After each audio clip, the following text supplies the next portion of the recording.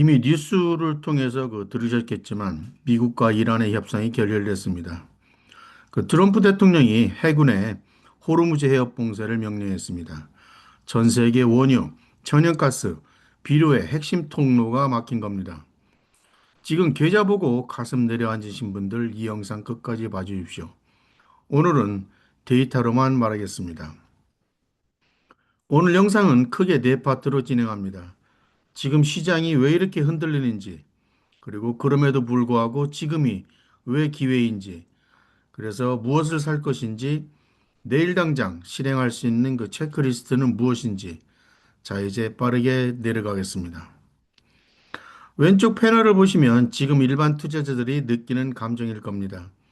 10일 동안 7% 올랐던 S&P 500 지수가 협상 결렬 소식 하나에 다시 흔들리고 있습니다. 원유, LNG, 비료, 공급망 전체가 흔들릴 수 있는 그런 상황입니다. 그런데 오른쪽 패널 월가 트레이딩 룸의 공기는 전혀 다릅니다. 실제 데이터를 보면 원자재는 이미 38.5% 올랐습니다. S&P 500 지수의 2.5배인 겁니다. 보파의 하트넷은 2020년대 후반 구조적 승자는 원자재라고 이미 단언을 했고요. 모건 스탠리의 마이클 윌슨은 조정이 80에서 90% 완료됐다고 밝혔습니다. 이미 큰 손들은 남몰래 주식을 줍고 있는 것입니다. 모건 스탠리의 최고 투자 책임자 마이클 윌슨의 분석입니다. 그는 이번 조정이 시간과 가격 양면에서 이미 80에서 90% 진행됐다고 봅니다. 근거가 있습니다.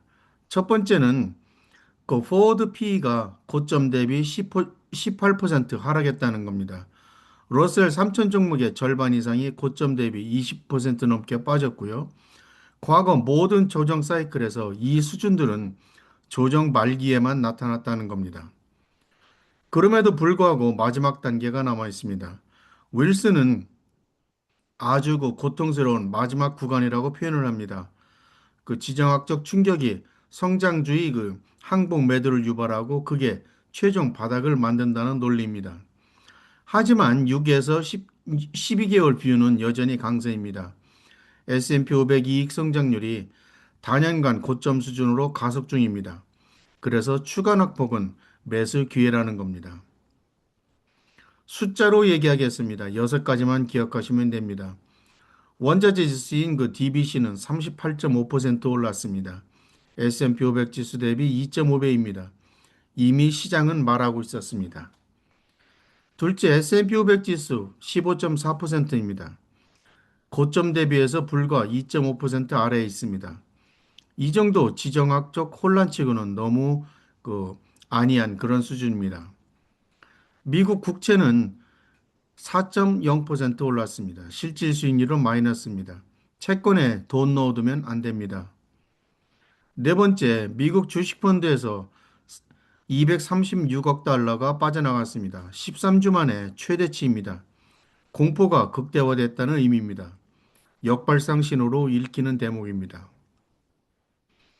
다섯 번째, 연초 이후 누적 순유입은 여전히 2,750억 달러입니다. 대마불사 기조는 살아 있습니다. 여섯 번째, 경기 소비재 상대 밸류에이션이 글로벌 금융위기 그리고 코로나 수준에 근접해 있습니다. 다음 슬라이드에서 차트로 확인해 보겠습니다. 이것은 야후 파이낸스 데이터에서 얻어온 데이터입니다. 2024년 12월 31일 기준 정기화 수익률입니다.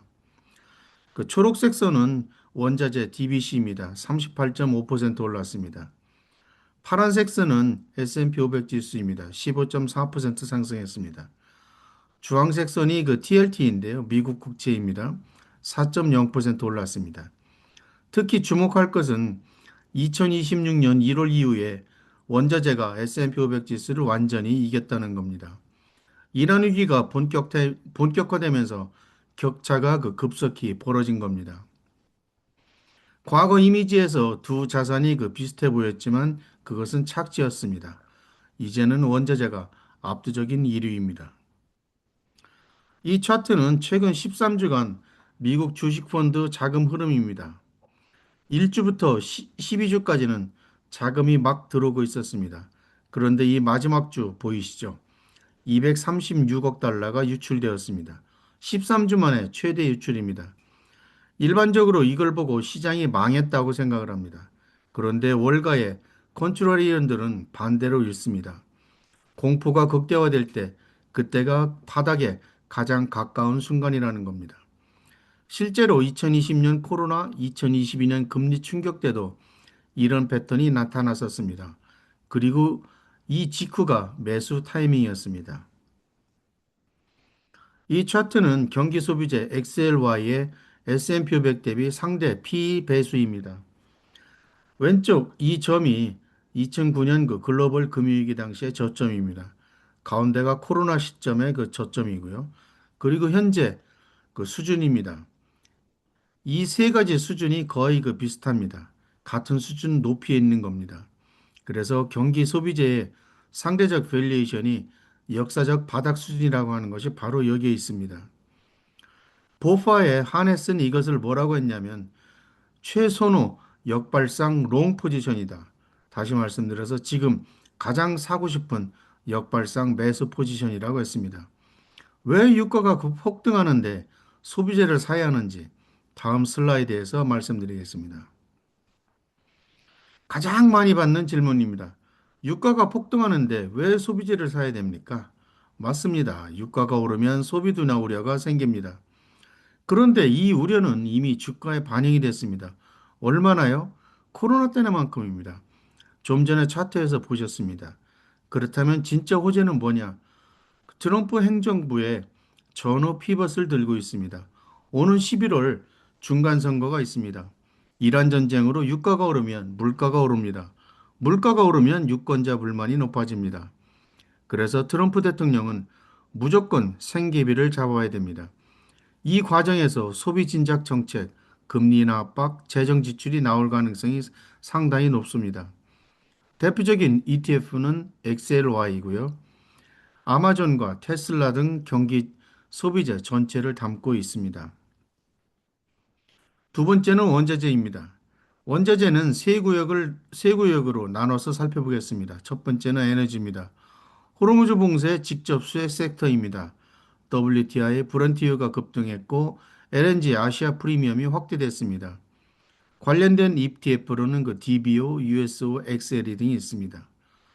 두 번째는 구리와 산업금속입니다.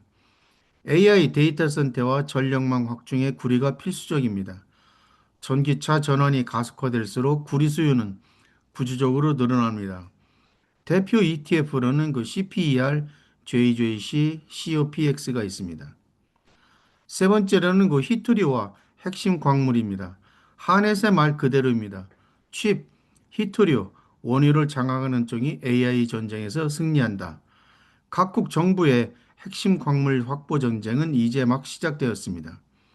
대표적인 ETF로는 REMX, MP, MTRN 등이 있습니다. 여기서 중요한 포인트 하나입니다. 경기 소비자와 원자재는 언뜻 반대처럼 보이지만 이번 사이클에서는 같은 이유로 오를 가능성이 있습니다. 이 이유로는 달러 약세를 들 수 있습니다. 재정 과잉 기조아래서 달러가 내려가면 원자재와 소비재 모두 수혜줍니다. 그리고 인플레이션 해지가 있습니다. 원자재는 직접적인 해지 대상이고 소비재는 가격 전가력 보유 기업으로 접근합니다. 그리고 재정 과잉 수혜도 들 수 있습니다. 트럼프 정책 피벗으로 재정 지출이 늘어나면 두 가지 섹터 모두 수혜를 입을 것입니다. 그리고 ABB 트레이딩의 중심축이 이동합니다. 채권 대신 실물 자산으로의 자금 이동이 구조적으로 진행 중입니다. 국채는 약세장 반등을 반복할 뿐입니다. 자, 이제 정리합니다. 오늘 딱 세 가지만 기억하시면 됩니다. 첫 번째, 경기 소비재 타점 확인.